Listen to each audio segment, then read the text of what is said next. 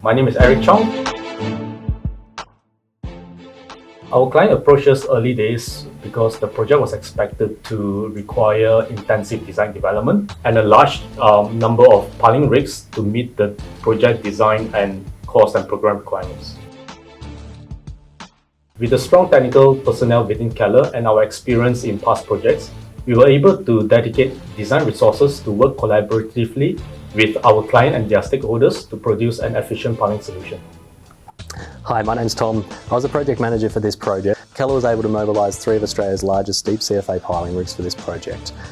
This allowed us to split the works into specific areas of the site, which allowed our client to accelerate their follow-on trades and get the best head start for their program. In addition, this project had high sustainability requirements. Keller was able to work with our concrete supplier specifically to develop green concrete mixes, as well as calculating the residual global warming potential of the mixes that we did use. And we were also able to offset the carbon emissions that we did create through carbon credits. In addition, as a government project, there was strong social procurement targets. Keller was able to achieve these through a range of suppliers.